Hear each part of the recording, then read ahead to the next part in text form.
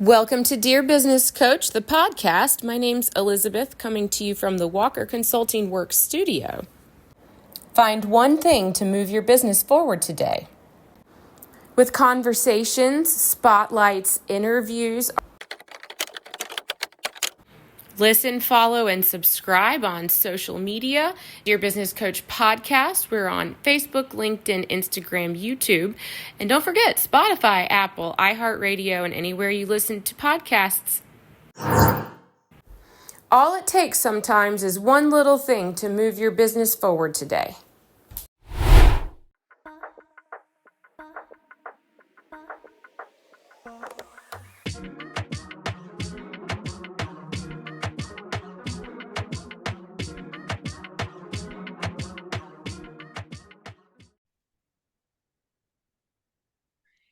Hi, Angela. Thank you for coming to the Dear Business Coach podcast today. Thank you so much for having me. Well, this is really exciting. I am new to the podcasting world, as you and my viewers know. And so I am excited to hear some things that you have to say about how you're teaching us what to really do with our podcast, but also you have built a couple of businesses. So I want to pick your brain about how you really are building these business models. Yeah, sounds great. You started at a really young age being interested in studying money in general. I heard you say you started getting interested in studying money in college, and that made me giggle because were you not in debt possibly, or getting into debt possibly at that stage?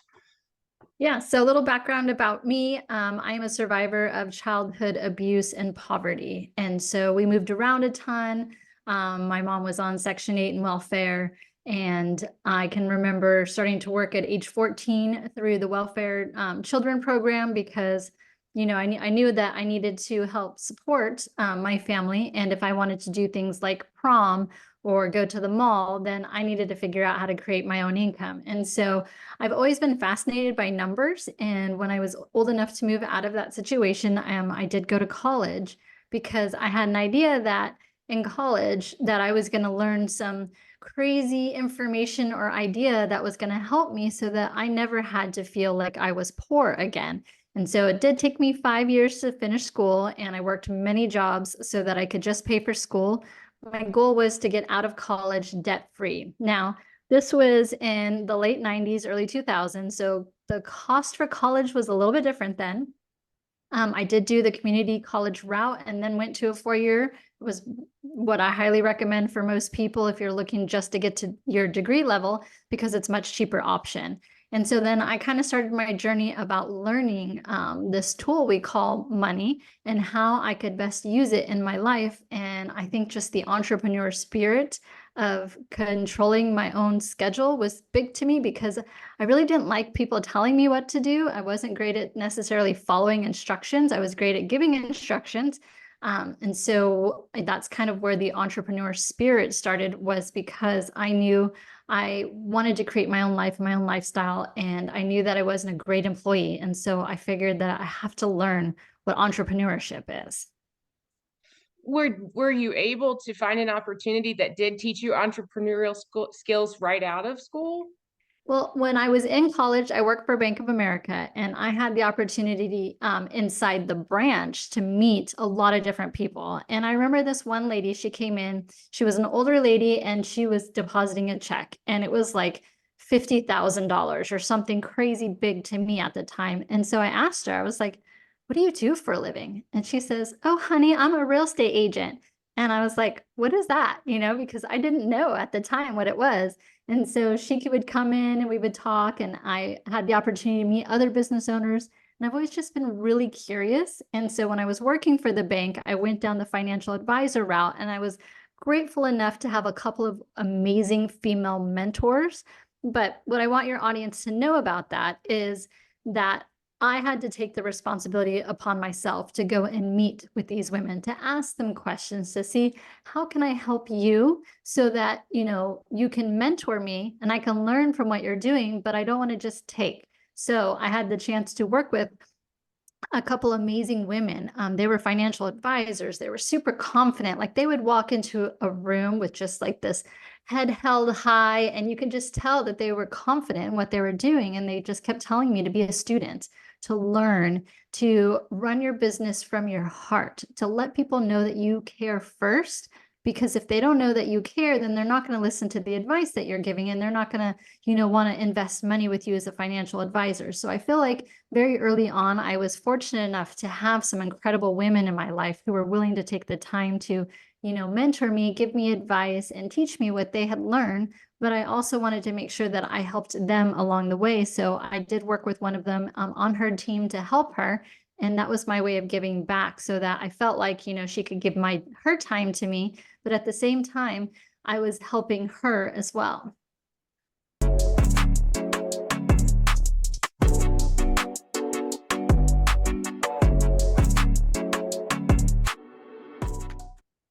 Well, my first thought when listening to your story about breaking into real estate was that I have thought about that before. I have friends who have done it, and it just seems so competitive. We're lucky to meet women who were willing to help you, but you learned how to give them of something of value in return. How did you figure out what they needed help with? Yeah, so when I was at Bank of America, it was more of the process, right? A lot of times, amazing salespeople aren't great with details, and they need help with kind of the process and the operation. So I was able to help there.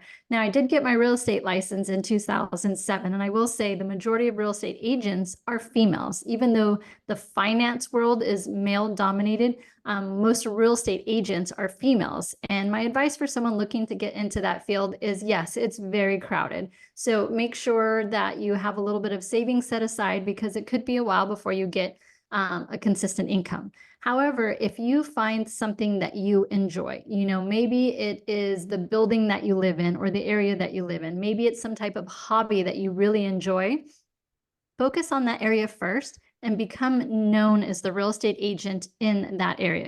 Maybe you're the real estate agent that goes to a specific yoga studio, or, whatever it is that your hobby is, that you're already well known as a person. Take that opportunity and turn that group into your raving fans, and make sure that they know that you're a real estate agent. Don't be a secret agent, but make sure that they know. And, for example, one of the things that I did early on is I was a big Pilates person. And I had t-shirts made that had like funny real estate sayings on them. So people would ask questions like, what does that mean? And then I'd explain to them and let them know, oh, I'm a real estate agent. And what this means is, and then people are like, how is the market? Instead of just talking about the market, I'll ask them, why do you ask? Are you looking to buy? Are you looking to sell? And get to know that person, because let's face it, we all like to talk about ourselves. And so when you put the focus on them and get to know them and ask them questions, it just helps them trust and build relationship with you, so that now they know you're a real estate agent. You know a little bit about them and what they're looking for. And if the opportunity arises and something comes up that you think might be a good investment or something for them, then they're top of mind for you as well. So I always learn that you come from contribution first. Get to know the person, see how you can help them, because everybody wants to know about real estate. There's all these TV shows now that talk about real estate, and learning how to take all of that information and give it to someone in a manner in which they want to receive it is really going to be huge in helping you in the real estate career. Taking information and helping deliver that in a way that they are interested in receiving it, able to receive it. Am I hearing that? Yes. And that's what I love about podcasting, right? So this is, your podcast is specific, right? You're talking about coaching, and you ask questions or you interview people around coaching, but you're in a platform in which people want to receive, which is usually in audio, right? We're listening to podcasts in the car, things like that. So you're creating your business around a way that your audience is going to receive it. So no matter what business you're in, that's just an ideal way to reach your clients, is to give them the information they're looking for, but in a way that they wish to receive it.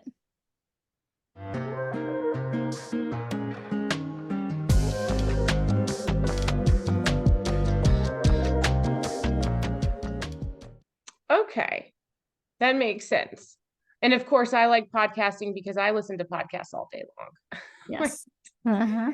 And did you move to the insurance industry after real estate? Yes, I still have my real estate license, but in 2018, I opened my own insurance company. I had never done insurance before, but since I was in real estate, I just thought the insurance person I was sending my buyers to wasn't delivering the service that I wanted. And so I thought, I'm going to get my insurance license. I went to school for it, got my license, opened my own company. And now my insurance company was able to service my real estate company, and give the level of service that I expected, which is I'm not just going to call you once, right? You're buying a home, you need insurance. I want to give you all of the options possible.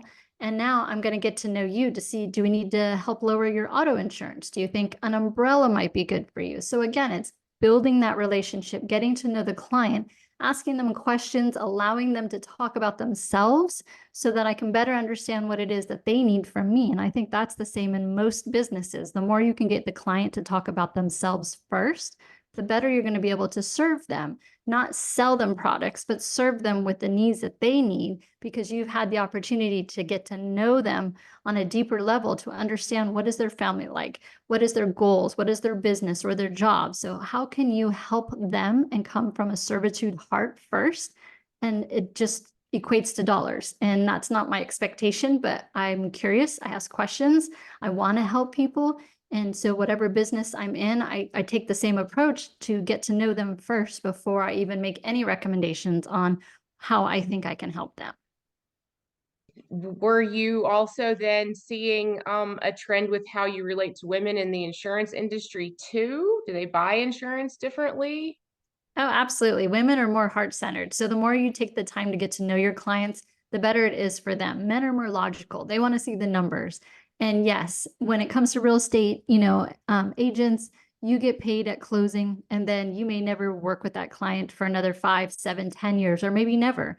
But the great thing about insurance is your insurance expires. So whether it's an auto policy, that could be 6 months. It's a home policy, it could be 1 year. So I'm having the opportunity to continue to build the relationship with the client on an insurance platform, because we're going to keep talking. Every time that comes up for renewal, I want to know what's new in your world. Did you have a baby? Are your kids going to college? Maybe you got a new job. Lots of questions for me to ask to make sure that the insurance we have in place is the right one for you. And what's great about an insurance company versus being a real estate agent is now I have a sellable asset. I have reoccurring revenue with a client database that I can sell. And what most people may not know about insurance companies is that they get multiples, right? So when you're selling a company, it could be, 1 times your 12-month earnings, 2 times your 12-month earnings. On the insurance piece, it's so much different. The multiple, like the multiplier, is higher than most every other company, number one. And number two, they're multiplying based on the gross revenue, not what you net. So I could have a company that's grossing, say, $1 million, but with all my overhead and rent and payroll and all the expenses, maybe I'm making $100,000. Well, that doesn't really matter. What matters is that $1 million that I'm bringing in. When you sell your insurance company, it's based on that gross revenue, not what you make at the end of the day, which just blew my mind when I first opened insurance, because I've looked at other companies and you always look at how much are they putting in their pocket. Then we're going to multiply it to figure out what your business is worth, but not in the insurance world. And so building something that's reoccurring, that's a sellable asset, for me, it was just a no-brainer add-on to a real estate company, because your leads are already there. You already have people buying and selling real estate. And now you have the opportunity to build something that's more long-term. So I think about insurance as like a retirement plan versus your real estate agent that gets money right now. So understanding the differences between the two is pretty tremendous. And when you have both of them, you're getting today's income and you're building something that you can sell tomorrow.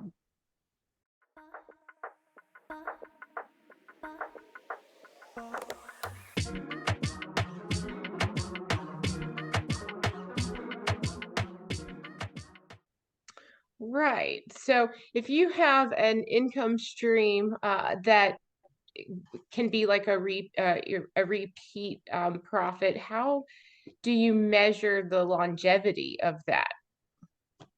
It depends. I mean, I don't think insurance is going away anytime soon. I think even during a recession, people can't get rid of their insurance, right? They can cut back on pest control, or maybe they have a rental property and they have to reduce the rent. For insurance, you have to have insurance, and the rates are not determined by us. We can't cut rates. They're regulated by the state, and the insurance company says what their rates are going to be. So, and there's not many fields that I can think of that you're not going to be able to cut out should we go through a recession. Look for recession-proof businesses, right? You're going to put all your time and energy in a business and you're going to invest in that business. I'm going to look for something that even if the market turns, whether it's up or down, I'm still going to have an opportunity for clients. Right. So that probably is a huge driver for teaching anybody how to build a portfolio or build assets that give you that longevity that I was just wondering about, and protecting your investments. And that's kind of the next thing I'm curious to ask you about is, it seems that your businesses are aimed at, number one, attaining the asset. However, what do we do to protect it? So I wrote a book called Empower Your Money last year. It's available on Amazon. The first thing that you look at, and when you're thinking about longevity of your business, is this. You have to invest in yourself first. You have to be a student, and you have to always be a student. You can't stop being a student when it comes to anything that you're doing in life. So for me, being a constant student, watching trends and seeing where are people not at. And even if it could be like a flashy trend, I'm going to still take advantage of that in that moment. So for example, podcasting. There are 3.5 million podcasts across the world. There are 1.5 million people listening to podcasts. So I don't know anywhere else that you can advertise where you have the ability to reach 1.5 million people with one advertisement. I think podcasting has continued to grow. I think more people are getting away from TV and from news, and they want to consume very specific information. So podcasting is a way for them to go. And to start a podcast, it's easy. You need Zoom. You can use your laptop. It's all free right now. I can put this on Spotify, YouTube, Apple for free. So I can reach more people for free. And all I have to do is take the time out of my day to produce a podcast. Now, granted, it's good to have some equipment. Audio equipment's very important when you're doing podcasting, but I see more people doing podcasting and listening to podcasting as the future. And I don't know how long that future will be. I'm experiencing, tremendous growth in my own podcast, but I'm also using AI technology because I know that that's going to help make things easier for me as a podcast host. So watching the trends, investing in yourself, very important, and just try some new things, but track it. Give it 6 months. Don't spend a ton of money. I don't think advertising on TV is a great idea. I don't believe advertising on billboards unless you've got something catchy and you can create enough profit from your products is a good idea. But podcasting for me is definitely where I'm at right now. Podcasting is one of the best ways to reach an audience. Back to my concern about going into a saturated field, right? Like I asked you about being a real estate agent. That's what a lot of people might say about podcasting. It's so saturated. So it's refreshing and helpful. I think the other day when I found an episode of yours where you were quoting these statistics about being able to reach people through podcasting, I hit back up 15 seconds a couple times, hit back 15 seconds, back up a couple times, because I need to hear you say that. Somebody who knows the stats, somebody who knows and it has the experience in what those numbers actually mean for you. You just said, I can broadcast for free and reach 1.5 million people. How do I know my podcast is actually going to reach enough people? That's a lot. Yeah, you have no idea, right? That's the thing about podcasting is you don't know what the person is doing on the other side. So a lot of times I invite people to follow me. I'll split test. I'll do some different things like follow me at EmpowerHERmoney on Instagram and message me podcast. And then I'm giving something of value or something away for free so that I can see that the person on the other side listened to that whole podcast and got to the end where I'm giving the freebie away. And if I don't get a response from that, then I'm going to try something else. But, knowing that I'm adding value, knowing that I'm getting guests on, and sharing their story, their business tips, their money tips, and getting a chance to promote them as well. I just take it from that approach. Like if I know that people want to learn about money, and I know that because money is one of the most Googled words, right? It's you, your, guarantees, sex, and money. Those are the top 5 Google words. So if you're teaching something along that lines, make sure you put it on YouTube because YouTube is owned by Google. And when you put those keywords in and people are searching for it, your YouTube channel is going to come up. So it's just kind of being a student. If you're going to be a podcaster, you need to learn the different ways to podcast, how to distribute, how to use keywords and hashtags. And all of these videos are on YouTube for free. So when people say, I don't know how to do that, I just say, I'm a student of YouTube. It's free. And I teach people about money and how to go get stuff for free. So go on YouTube, search for whatever it is that you're wanting to learn, whatever your business is, whatever you think your clients might be doing and reaching them, and just go find a video and spend 30 minutes, maybe once or twice a week, and educate yourself. If you're not educating yourself on your own business, I'm not sure how you're going to decide that you're going to stay around for very long if you're not growing, because our industries are just constantly changing. And so, especially with the advance of AI, it's insane what you can do with AI. But learning all of that information and then taking action and implementing it into your own business is key. Well, now if I want to follow your plan of action for how to build my podcast, right now you are offering a special deal, aren't you?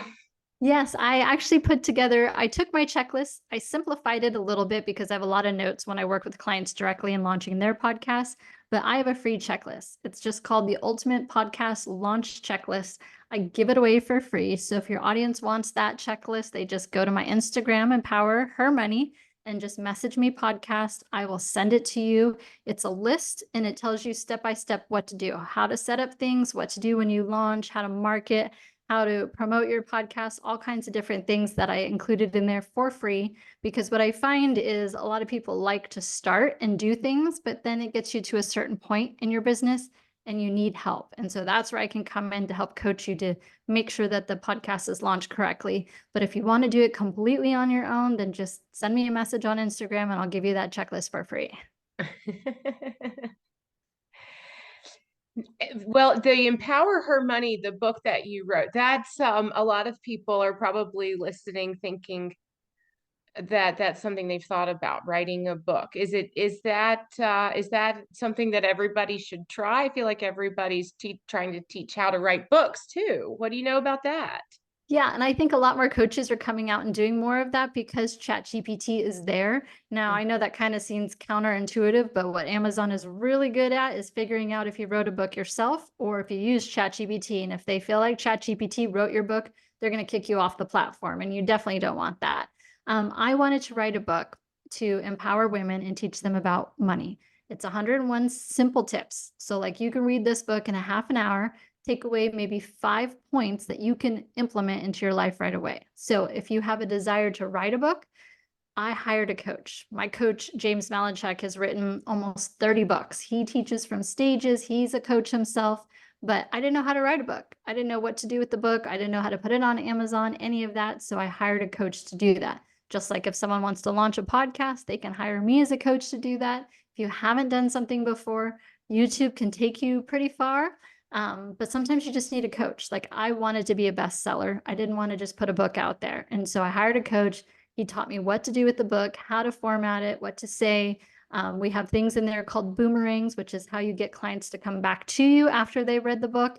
And then he taught me how to put it on Amazon and how to become a bestseller. I was a bestseller in 4 categories when I launched my book.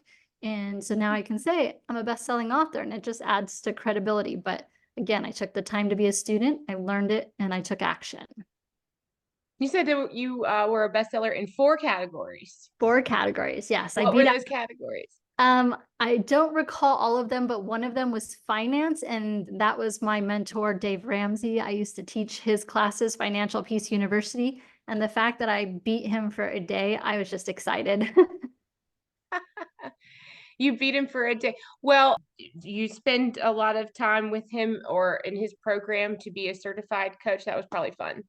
It was a lot of fun. When I owned my real estate company, what I found is real estate agents weren't great at managing commission income, which is not consistent.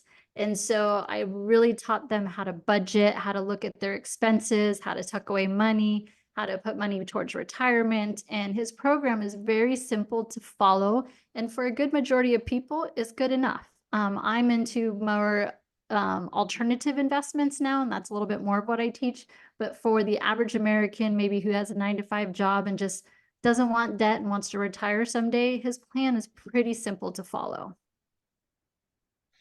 Well, I found you, I can't remember where now because you're all over. So I know I can find you on Facebook. I know I can go to your website. I know you're on Instagram, and I can buy your book on Amazon.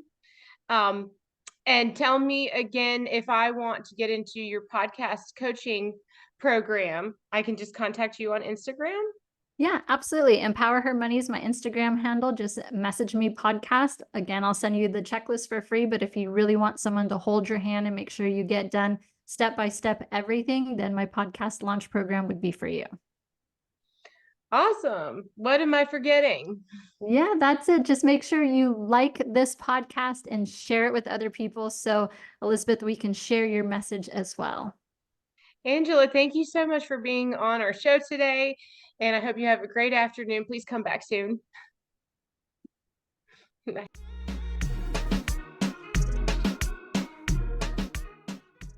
Thank you so much for joining me today. My name's Elizabeth, coming to you from the Walker Consulting Work Studio in Floyd, Virginia. This has been an episode of Dear Business Coach.